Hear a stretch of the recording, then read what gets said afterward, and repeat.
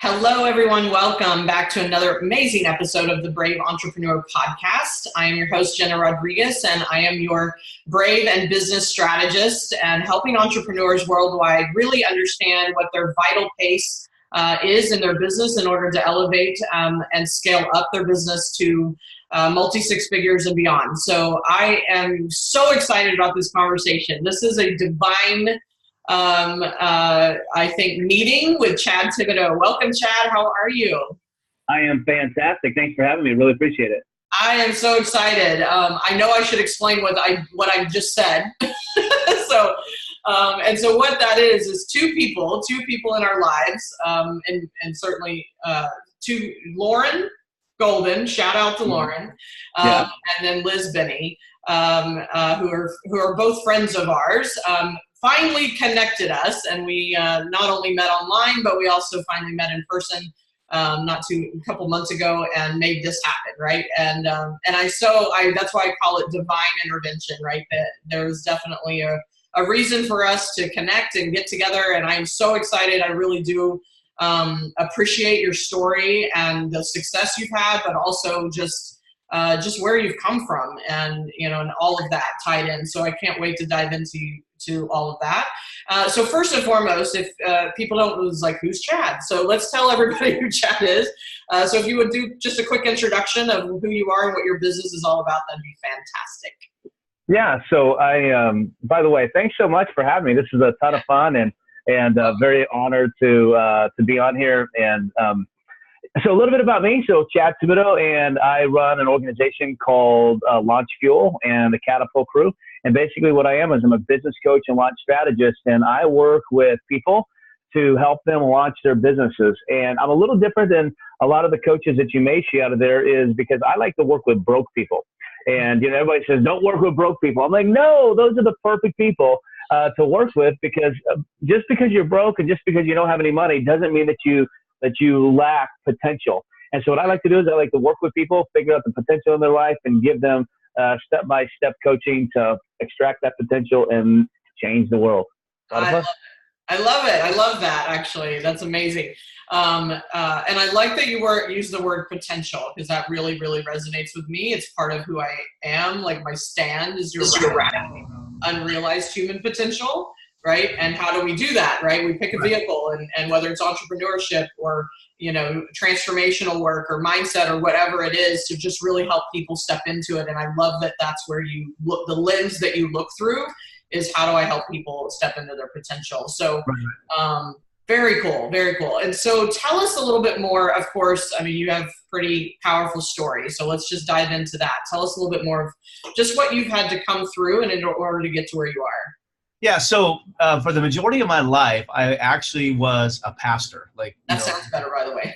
Say that again. You changed the volume. I like that. Sounds better. Oh, does that sound better? Okay, I'm trying to figure out how to get this. It just disconnected on me, so I apologize.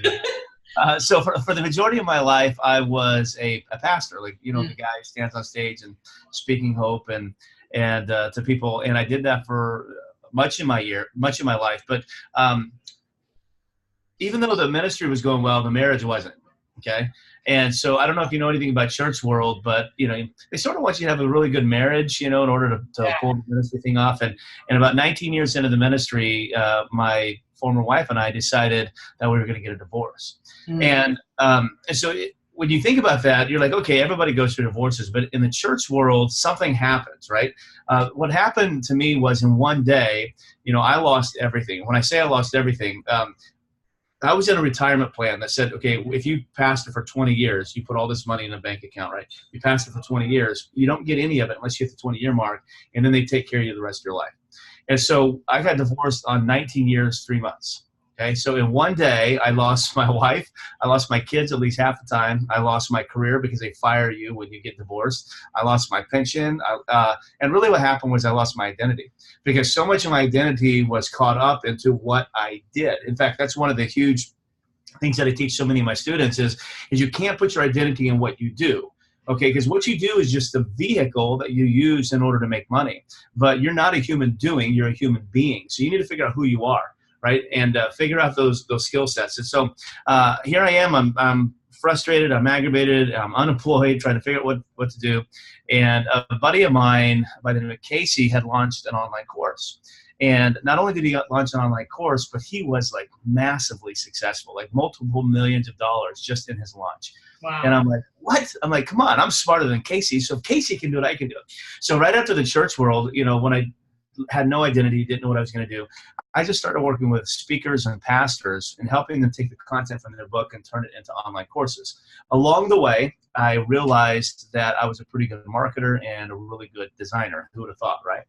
And so I got to the point where I was just really frustrated because the businesses were being okay, but I was not making a ton of money because I had this mindset that says, okay, I don't know what I'm doing. So I gave all my services not away for free, but on a revenue share because I thought that's how I had to, you know, get my clients. So, you know, we started doing a revenue share.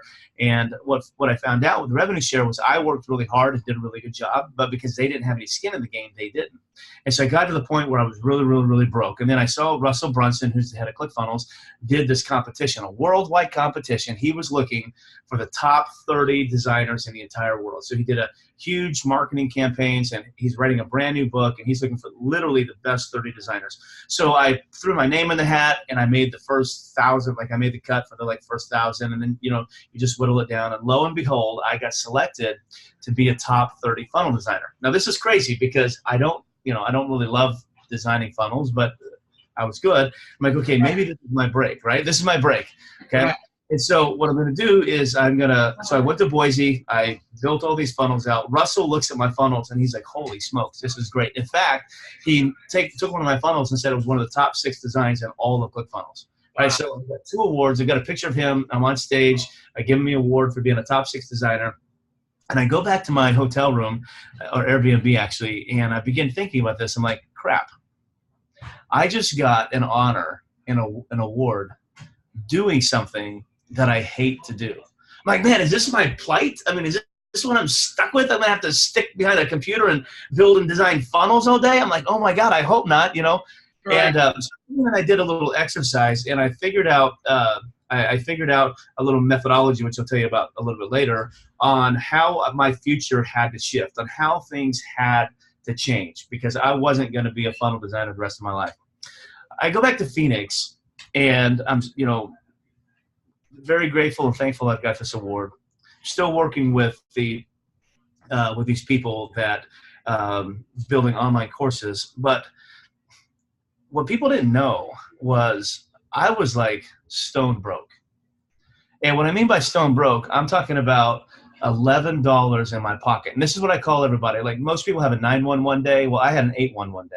And what 811 means is on August 11th, and I'm talking about just a year ago, August 11th. Wow. Okay? Yes. So not too long ago, I had $11 in my pocket. On 8/11, I had $11 in my pocket. That day was a terrible day too because my former wife picks up the phone, Jena, and she calls me. I wonder if you can relate to this. She calls me. She goes, "What the hell's going on?" And I'm like, "Well, hello to you as well." She's like, "Our tenants in our house in South Carolina just got served an eviction notice by the sheriff. What's going on?" I'm like, "What in the world?" So I call the property manager, and come to find out, our tenants hadn't paid rent in 5 months, and they never told us that our mortgage wasn't getting paid and all this. And so here I am on August 11th. I find out my house is going to be foreclosed on. I got $11 in my bank account. My ex is pissed off at me. And then right after I get off the phone with her, my daughter calls me, my little 8-year-old daughter, and says, "Daddy, don't forget that tonight's our skating party." I said, "Our skating party?" She goes, "Yeah, Daddy, our back-to-school skating party. You know, the one that you told me that you were going to bring me to?" I'm like, "Oh, you're right, baby. You're right." So, Jenna, here's where I am, okay? I'm in this thing. Like, I've got foreclosure in the back of my mind. I've got $11 in my pocket. I got my ex, like, literally pissed off at me. I'm like 3 months behind on my rent as it is, but my landlord is, like, oblivious. He's clueless. He has no idea. I can never pay rent the rest of my life. It would all be great. But I'm like, you know, I'm going to give my baby the day of her life, okay? She wants the skating party. We're going to do it, and I got $11. I pick up the flyer and look at it, and it's $5. I'm like, "Hey, we can do this, okay?" And I felt like Say that again? I got $5 for entry and $5 for pizza. That's right, baby. So we go in, and this is so funny, Jenna. So we go in, and the gal, you know, she's probably 16 years old, in a little mini skirt and a little referee shirt on roller skates. And she says, that'll be $10.16, please. I'm like, what are you talking about? The flyer says $5. She goes, yeah, $5 for her and $5 for you. And I'm like, oh, well, I'm not going to skate. She goes, it doesn't matter. Our policy is that, and so here I am, I'm finding myself in this situation where I have 2 freaking master's degrees, okay? I have been successful my entire life. Anything I've touched up to this point in my life has turned to gold, and I'm finding myself at 41 years old trying to use every ounce of communication skills that I have to argue with a 16-year-old girl in a mini skirt and a ref shirt, just trying to get myself into a skating rink. Okay, well, guess what? I won, right? So I get in, I get into the skating rink, and I'm like, okay, I got $6 left, $5, I got $6 left. We go in there, and my little daughter sees a girl with this glow-in-the-dark necklace. Mm-hmm. And I'm like, this is going to be the night of your life, baby. We're going to have a blast, okay? We're going to put all the worries aside. And she goes, Daddy, can I have one of those? I said, well, go find out how much they are. She comes back, and she says they're $3.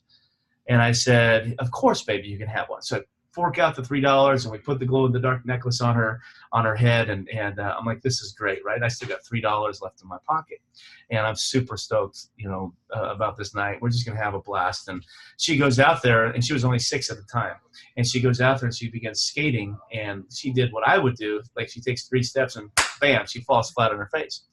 And she looks over and she notices that these little kids have got these little white walkers, right? That they're holding on to keep them upright. And she comes over and she goes, hey, Daddy, can I go get one? I said, I don't know. Go find out how much they cost. And she walks over and she finds out that they're $5. And here I am, 41 years old, on the skating rink, looking down at my little 6-year-old daughter. And I just basically have to look at her and tell her that, baby, your daddy's an idiot. That I can't even afford to buy you this little white walker that's going to keep you from busting your head. And it was at that moment when I'm like, something in my life is going to have to change because things aren't okay. And if I was really honest with you and with your audience, Jena, I mean, that sort of was a great day, but yet a terrible day as well, because when you lose everything, you have like this identity crisis that you go through. And I don't know about you or your audience, but I began having really bad thoughts, terrible thoughts, right? Even dangerous thoughts, and it caused me to be depressed, probably even suicidal, if I was honest with you. And, is this all there is in life? Is this all there is in life? And it was at that moment, I call this my skating rink moment. It was at that moment when I looked at my little daughter with literally tears coming down my eyes. And I said, you're going to have a great life. You're going to have a great life. So I had to figure out what it was I was going to do. And so that's when I figured out that, funnels is not my destiny, right? But it's what I got. It's what I have. It's all I have right now to leverage. So I began leveraging my top 30 designer, right? So I started leveraging that. And this is such a powerful thing for so many of us, because so many of us, when life gets bad and our businesses get bad, we have a tendency to look at things and say, oh, they're terrible. But what I had to do is I had to look and say, what do I have? And I said, it may not be much, but I have a title. This is top 30 designer. And even if I hate building funnels, I'm going to leverage that for all it's worth. Mm-hmm. And what I realized very, very, very quickly, and I'll tell you this part in a little bit, but what I realized very, very quickly, that if I just stop focusing on what I don't have and put all my time, energy, and effort into what I do have, God can do something really incredible with it. So what I did is I started building funnels, and I started teaching people how to build funnels. And at nighttime, when nobody knew it, I drove Lyft. I took my car, I got it certified for Uber or Lyft or what's happening. And I drove Lyft and Uber from 6 p.m. to 2 a.m. because I had to do what I had to do. And some of you need to understand that. You got to stop feeling sorry for yourself. You have to look and see what it is that you do have, and then do whatever means necessary in order to fund yourself so you can fulfill your dream. And that's where I was. And I'll tell you more later. But that's where I was at this particular moment.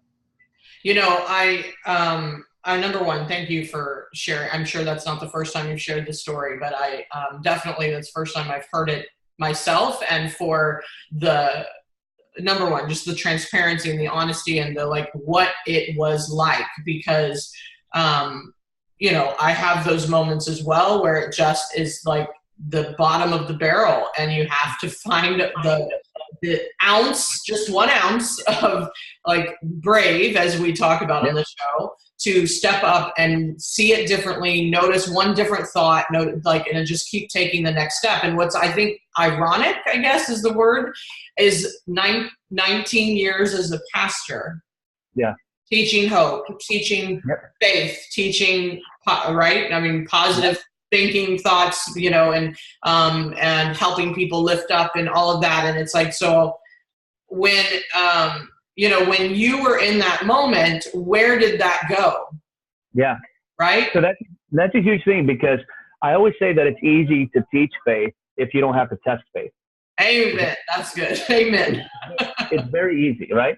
So it's easy to just say, well, you got to trust God or what. Okay, so let's take all the Christianese, take all the hype and just throw it away just for a second. Okay, I don't know if you've ever read Seth Godin's book, but he's got a book called The Dip. And he talks about this particular time in life where everybody has a position in life where they have what's called a crisis of faith, where they're either going to be completely naive and act like nothing negative is going on, or they're going to abandon their faith, one or the other. Okay, they've got this crisis point. And so that was my crisis point. And so where I had to just say, okay, I'm not going to be a victim. Okay. I got to stop blaming my ex. You got to stop blaming the church. Okay. It's not their fault. Okay. You have to take responsibility for your life. So for me, that's first and foremost, I had to do that. Second thing is I had to make a decision. Am I just going to pretend like everything is fine? Because, we have a tendency to put on this fake smile and tell everybody all is great. Or am I going to pull myself up the floor and create a path forward? And so my crisis moment was, okay, God, listen, if all this crap that I've been teaching for all these years is actually true, I need to do one of two things, okay? I either need to say, okay, God, you're going to have to provide a miracle for me, or I'm going to have to go and say, forget the miracle. I'm going to go create my own path forward using the knowledge, wisdom, inspiration, intellect, everything that he gave me. Yeah. And so there was this verse of scripture, and I'm not trying to preach to you today, but there was this verse of scripture that I even use with all my secular lectures. And that is, in the New Testament, there's this passage that says, give, and it shall be given unto you, pressed down, shaken together, and running over. Okay? Now think about this. Now, pressed down, shaken together, running over. Now, what is he talking about? Give, and it shall be given unto you, pressed down, shaken together, running over. We always use that in abundant lifestyle. Well, the idea is that it's a story of farmers, basically, who had a huge field, okay, and they planted all this wheat or whatever it was, but they didn't have the money to harvest it. So they would run into town and find these workers and say, hey, take this basket. I'm going to pay you. Come in, take this basket, fill it full of weed, bring it to the dump pile. You're going to dump it, in this big, gigantic harvest pile. And then at the end of the day, the way you're going to get paid is I'm not going to pay you in cash, but I'm going to pay you in product, right? So what they would do is all throughout the day, they would just put a little bit of wheat in it, bring it over to the pile and dump it. But at the end of the day, when it came time to get paid, what they would do is they would put that wheat in that bucket, and they would treat that bucket like I treat my Slurpee, right? You ever do an IC or a Slurpee at 7-Eleven? You go and you got a cup, right? And you fill it up, okay? And then you start banging it down, getting all the air out of it, and the Slurpee goes down, and, you bang it some more, get some more out, and then take a couple drinks, and then you put that dome lid on it, and you begin to fill it up, and nobody's looking, you drink some more out of it, and it just begins oozing out. Okay, well, that's what they would do to those baskets. And they just began putting the wheat in there, they'd step on it and cram it down. And the promise was that if you give, if you're generous, then that's the kind of lifestyle you're going to have. And what I learned very quickly was we talk a lot about scarcity and abundance mindset. And what I learned was that generosity is the catalyst that moves you from scarcity to abundance. And that was really hard because I always felt like I couldn't give because I didn't have. And what I learned is that if I gave, I had more to give. Okay, so I learned that generosity was the catalyst that moved me from scarcity to abundance. So I'm going to launch my business. I have no idea what to do. All I know is I want to start doing coaching. I want to teach people how to launch businesses. I've been great at that my entire life. I want to teach people how to launch businesses. I want to teach people how to pull themselves up by the bootstrap. I want to teach people how not to be a victim. And I want to teach people how to take control of life and go. So how am I going to do it? So I started giving. Okay, I started giving. So Stephen Larson, who was the number 2 with Russell Brunson up at ClickFunnels, sends a text message out to all of us and says, hey, Russell needs 10 more funnels. Okay, we have to design a thon, and we built these funnels for his book. Russell needs 10 more funnels. Now, if you know anything about Russell, really good guy, he's not going to pay you to do anything. Okay, he expects all this work for free.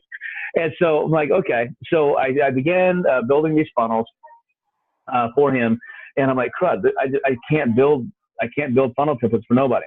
So I go to the ClickFunnels room, and here was my break. I go to the ClickFunnels room to say, hey, I'm Chad Thibodeaux, and I leverage what I have. I'm a ClickFunnels top 30 designer. Right. And Russell wants me to build 10 funnel templates. So if you're a single mom or you're a nonprofit and you need a funnel for your business, hit me up. I'm going to do it absolutely free as long as I can give Russell the template when we're done. Well, holy smokes, Jenna, like dozens of people flooded to me, said I want it. So I didn't know what to do. So I'm talking with a friend of mine. I'm like, shoot, I had like 120 people apply. And so I selected my 10. Okay, so I got it down to 10. And then I'm like, well, I don't have time to build these 10 funnels. Like, what in the world? So somebody said, well, Chad, you've always wanted to have an internship. Why don't you get 10 people, teach them everything that you know about marketing, let them build the funnels, and voila, you got it. So I said, oh, great. So I go back in the ClickFunnels room, and I said, hey, guys, Chad Thibodeaux, leverage what I had. I'm a ClickFunnels top 30 designer, and I'm building funnels for single moms and nonprofits, and I'm looking for 10 of you to come in where I'll teach you everything that I know about funnels and everything I know about marketing, but there's no cash exchange. It's strictly a learning environment. If you want in, let me know. Oh, holy smokes, we had like 120, 130 people apply. We narrowed it all the way down, and I couldn't just pick 10, and that's when the CF Design Academy was launched. Okay, this is a little bit more than a year ago. We launched the Design Academy. People came in to learn, and we were able to build tons of them. Well, fast forward. So we started with 85 interns, and then last year we had like 120 interns, and we went to launch this semester.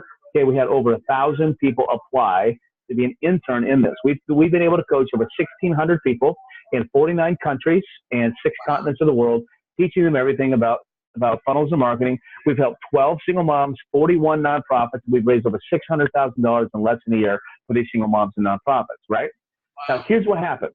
Okay, here's what happened. Remember, generosity is the catalyst that moves you from scarcity to abundance. I began to give my services away for free, okay, leveraging what I had.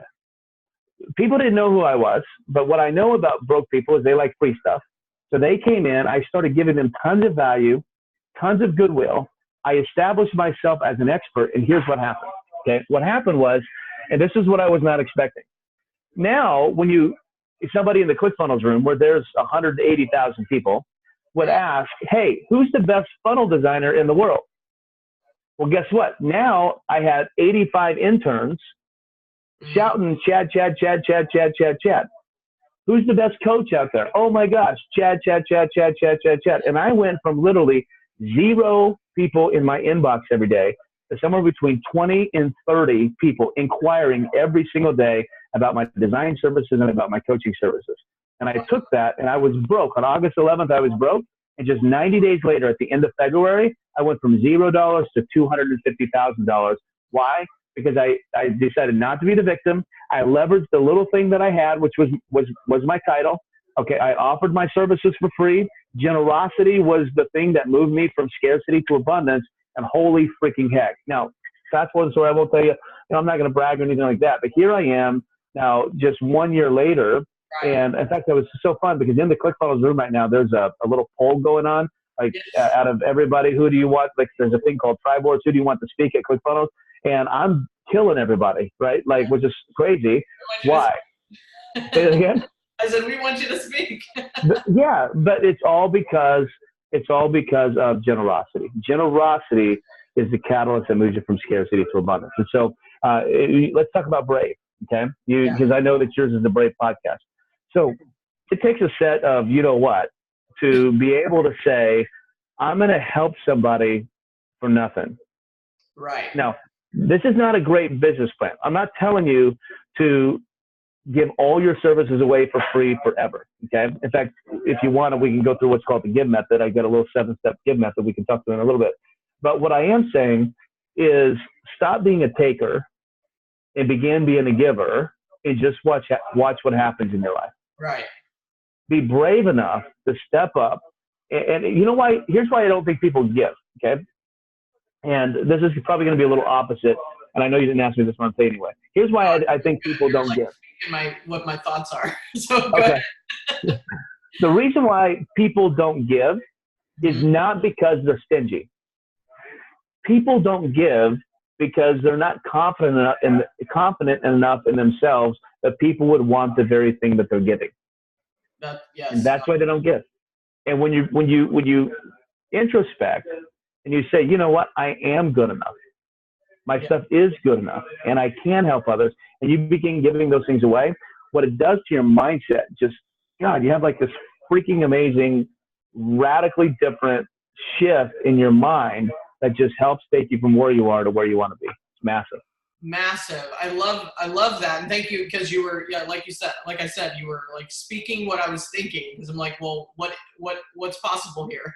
What is the business strategy, right? Because we want people to, it's like, don't go out there and just, stand on the street and hand everything out and not have, some kind of business strategy plan around it. But what I heard, hold on, there was something you said that I want to go back to is, first of all, I mean, you really clarified the give and the generosity and things like that. And then what I heard was, it's like in the beginning, because you work with people in the beginning, right? The launch phase of their business. And I call it the vital pace, meaning really understanding where you are and what you have in front of you. Like, stop trying to be someone that's, you're watching people online, you're seeing them, they're multimillionaires. It's like, okay, I need to be doing what they're doing.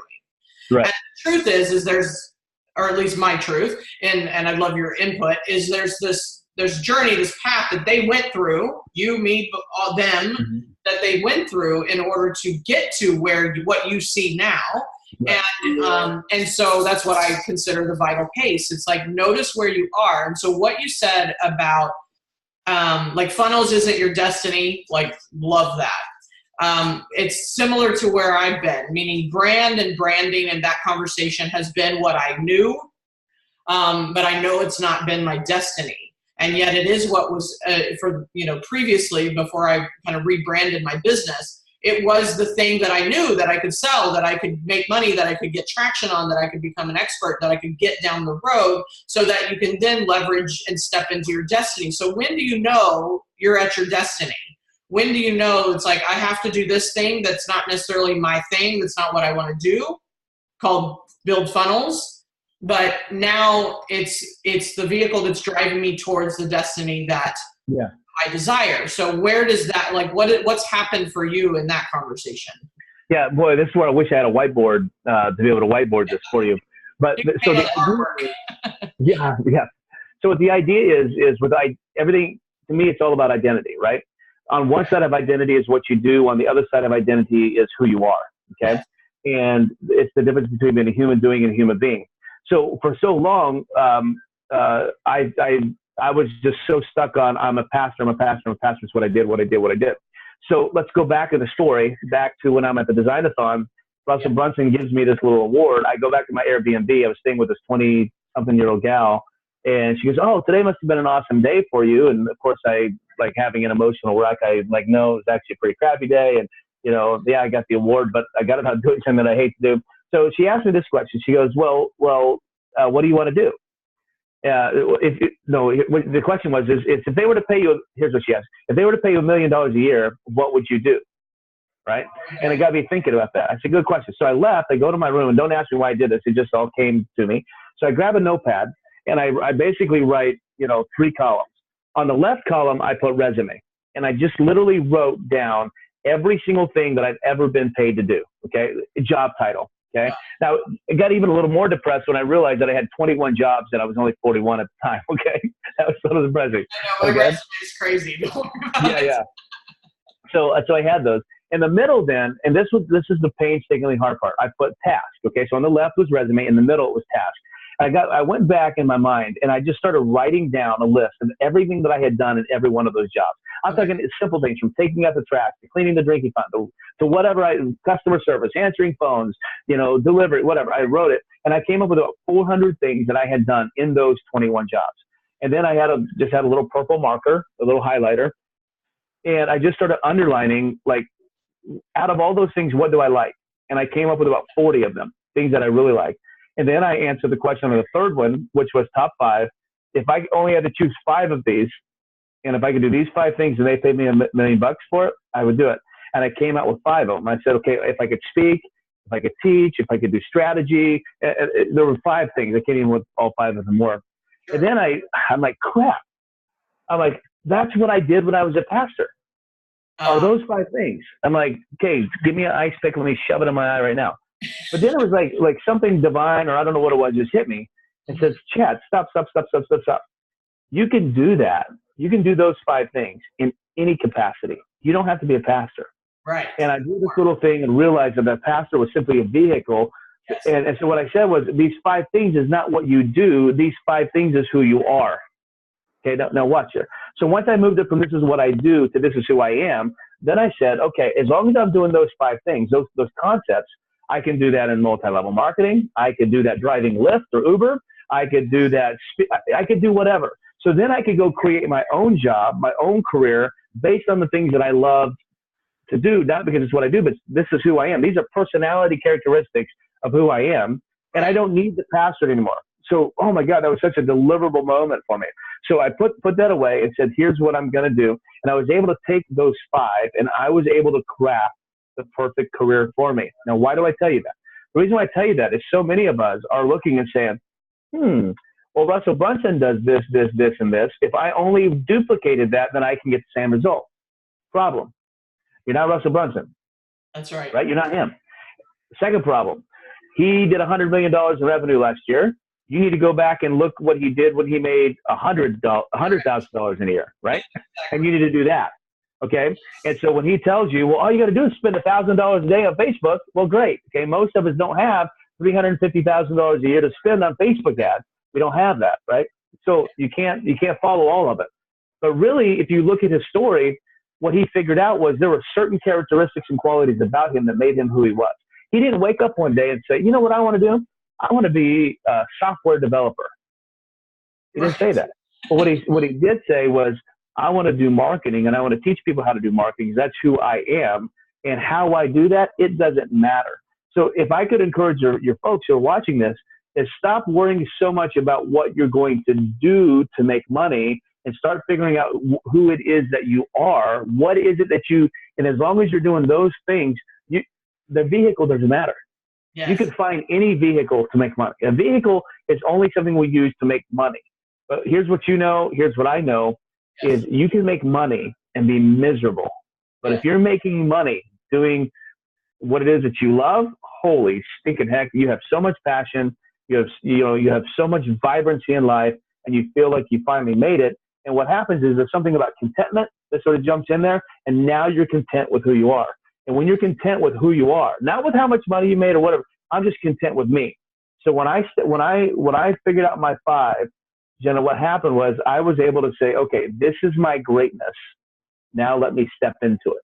Yes. And once I stepped into my greatness and wore that like my cape, it was amazing now how many people I attract, how many people ask me to speak, how many podcasts I do, how now it's so easy to sell things. It's easy. It's like not work anymore when you find out what you're great at and you step into that. It's a powerful tool. I always tell my students all the time that if you don't know, download a book. It's like $10 on Amazon called Strength Finders 2.0. Okay. I love that. Okay. And what they say is every leader, every influence, there are 34 different strengths that they can possess. And they help you figure out what your top 5 are. And then there's even free resources to help you understand what you can do with those top 5. So focus more on who you are and what your strengths are, as opposed to what it is I'm going to do to make a living. Because chances are we're just going to read some book somewhere and we're going to go rip somebody off anyway. And that's not a fun life to live. Okay. So figure out who you are. And then when you're going to rip somebody off, you're at least ripping them off your own stuff. Right. You're coming from this place, right? Yeah, right. So I love this because the word I wrote down at the very beginning of this interview was being, right? And so you circled me back perfectly because, and this is something, ironically like something I'm even in the inquiry about even for myself. And I think, I've been an entrepreneur for 12 years, but I've gone through many different vehicles, right? Like I've my iterations of my business and what I'm doing has shifted, but finding the being, finding who you are being and what are you enjoying and through all of it it's the teacher, it's the speaker, it's the motivator, it's the, I mean, that's why I do the show. And it's like, we're 4 years in, like, it's like, why do I do the show? And yeah, it relates to how I coach and strategize and teach people to be entrepreneurs, because it's, I believe entrepreneur is not the easy way, it's the brave way, right? That's where brave started 4 years ago. That statement triggered everything that has now become my like word and platform called, you know, get your brave on. And so being, I think, is the underlying message of all of this, you know, and you're so right on about Russell, right? We know Russell, I know of him, you know him. Can't wait to have him on the show one day. But because he stayed the course, and I think that's what the kind of the point of this show is like, how do you keep getting your brave on when things get tough, when you lose everything, when you only have $11 to your name, or whatever your brick wall is, right? The rock bottom. And how do you get yourself back up? What is the one thought? What is the one spark? And I believe it's in the beingness of brave. I believe it's in the choice that we make when we are faced with something that looks so dead end, right? Like it's the dead end, and it isn't. It's just the beginning. And you know, it's like you're at the beginning of the race, even though it looks like it's the end of it. And you just turned a corner in that one moment, and then a 20-year-old Airbnb host asked you a question that then had you turn one more corner, and I call it the breadcrumbs, right? Following the breadcrumbs. And Love it. 1 year later, here you are, like in being, like in your business, helping people in a vehicle that yes, you make money from, and yes, you know, build funnels or what have you. And I'm sure you've expanded now your services from that to the strategy and the things that you enjoy. But I think so many people, like you said, get so hung up on, well, I just need to go repeat exactly the tactics and the like you said, those tasks that people are out there doing. And yet it may not be right for you because it's not where your genius is. And so I love this conversation because I think it's missed so much of the time. Yeah. You know, something I think that this may be really helpful for your folks is I think most of us, when we get into the entrepreneurial world, we actually don't know the one thing that we have to do. So we try to go find multiple things. And so I just tell people, just like literally boil it all the way down to this. You know, what's the one problem in this world that you can solve? Okay. I've been an entrepreneur, even though I was a pastor. I've been an entrepreneur my entire life. Okay. I have started and sold 3 businesses. Even when I was a pastor, I was an entrepreneur. Okay. And one thing I learned that I was really good at was I was good at starting. Yeah. Okay. I was good at launching. That's what I was good at. So when somebody asks me, what's one thing that you can teach people how to do? You know, well, I can teach people how to start, right? May not be able to teach them how to finish, but I can teach them how to start, right? That's my strength. And so the problem, so I learned relatively quickly that my superpower was launching. Okay. And the problem that I can solve is how to get started. Some people are great finishers. Some people, hey, just give me the system and idea and I can carry on. I was a launcher. So one thing I'd really encourage your folks to do is figure out what can you solve? What problem can you solve? And go find a group of people who need that problem solved, and man, you got a business, right? But chances are, if you can solve a problem, it's because it's in you. You know, just like, you know, you're doing all the stuff that you do because it's in you, right? You know, you get better at it as you do it. You know, that's all part of becoming a professional, but those seeds are already in you. So just find out what it is that you can solve. Go find a group of people who need that, and then bam, you got a business. Start, you know, pouring some water on it. Harvest. I mean, Chad, we could keep on talking. I know we've this is so good, and hopefully we can have you back and do some more conversation. But in the meantime, please let everybody know what's the best way to connect with you. Yeah. So as we've worked now with over 1,600 people, hands down, the biggest frustration for people is just starting, right? How do you get started? The reason is because we're perfectionists. Okay, so we try to like perfect our way to business and we never launch, or we're procrastinators, or some of us just feel like we have nothing. So what we've done is we put together the 7-day launch challenge, right? 7-day launch challenge. And it's awesome. Basically what I do is I show you how to get somebody else to pay you to launch your product. So I always say there's 4 phases. So everybody has an idea, ideation to activation. activation to automation, automation to domination, right? And so what so many of us do is we're trying to go from idea to dominate, and we never just get it started. So what we've done is we put together a 7-day business launch challenge to take you from ideation to activation, just to get that thing started. And I even show you an incredible way how to get people to pay you to do that. So what I've done is I put together a 2-hour, it's 2 hours, incredible teaching, a 2-hour masterclass on how to launch your business in the next 7 days and get somebody else to pay you for it. It's hands down the most popular thing that we've ever done. It's so much fun. I'm telling you, it is so much fun. I'm in the studio teaching this, and I'm like all hot and sweaty. I mean, I go pouring my heart and soul into it. And you should see some of the accolades, and it's not just because it's me, but people said, "Oh my God, that's the single greatest teaching I've ever heard. This has changed my life." All the great stuff on it. So what I want to do is I want to offer your folks access to that masterclass for free. Only $297. I'm going to give it to you for free, and you get to come to it. You can simply access it by going to 7daylaunch.com. Okay, so the number 7daylaunch.com. You can go on there and you can watch that masterclass. The nice thing is you can just watch it and take it and learn it and apply it, and then you can build your business the next 7 days. But I want to hear the stories. I want to hear all the cool stories about people that use this to get them off the couch and into business. Funnel. Yeah. Is it 7-day launch or 7daylaunchchallenge.com? 7daylaunch.com is the website. Okay, great. We'll put the right link, make sure that's all in the show notes, etc. Yeah. And thank you for that. Thank you for the gift of it, the generosity of it, right?